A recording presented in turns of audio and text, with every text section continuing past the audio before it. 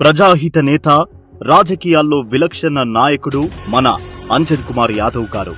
ప్రధానంగా ఏమేం పనులు చేసిండు అంటే ఇప్పుడు ఇక్కడ ఈ నియోజకవర్గంలో కూడా చాలా మంది ఇక్కడ పోటీ అంటే బరిలో ఉన్నారు, అంటే పోటీ చేస్తామని చెప్పి మాట్లాడుతూ ఉన్నారు. కాంగ్రెస్ పార్టీ నుంచే ఉన్నారు. దాంట్లో అంజన్ కుమార్ యాదవ్ అన్న పేరు అయితే చాలా బలంగా వినిపిస్తూ ఉన్నది.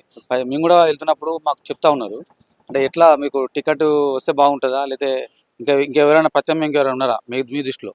మా దృష్టిలో అయితే అంజన్ కుమార్ అన్నకి టికెట్ వస్తే చాలా బెస్ట్ అనిపిస్తుంది. ఎందుకంటే తెలిసిన వ్యక్తి, కాన్స్టిట్యున్సీయే కాదు మొత్తం పార్లమెంట్ సెగ్మెంట్ తెలిసిన వ్యక్తి, లోకల్గా సంబంధాలు ఉన్న వ్యక్తి, జూబ్లీస్లో ఎంతో గ్రిప్ ఉన్న వ్యక్తి, యాదవ్ సామాజిక వర్గానికి చెందిన వ్యక్తి, బీసీ ఓట్ బ్యాంక్ ఉంది కాబట్టి ఇస్తే వేరే పార్టీస్తో కన్నా బెస్ట్గా ఉంటుంది.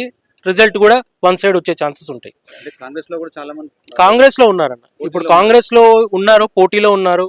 అంటే జనరల్గా ఇప్పుడు ఈ బై ఎలక్షన్స్ వచ్చేసరికి ఎవరు సీనియర్, ఎవరు ఎన్ని రోజులు అవుతుంది ఇక్కడికి వచ్చి, ఆ వెయిటేజ్ కూడా కొంచెం ఉంటుంది. ఇప్పుడు నేను వచ్చి ఈ రోజు జాయిన్ అయితే ఈ రోజే అవుతుంది, కానీ 10 సంవత్సరాల నుంచి పవర్ ఉన్నా పవర్ లేకపోయినా ఒకే పార్టీలో ఉన్నాడు కాబట్టి ఆ వెయిటేజ్ అనేది కొంచెం ఎక్కువ ఉంటుంది. పబ్లిక్లో రికగ్నైజేషన్ ఉంటుంది కాబట్టి అది ప్లస్ అవుతుంది కాంగ్రెస్ పార్టీ.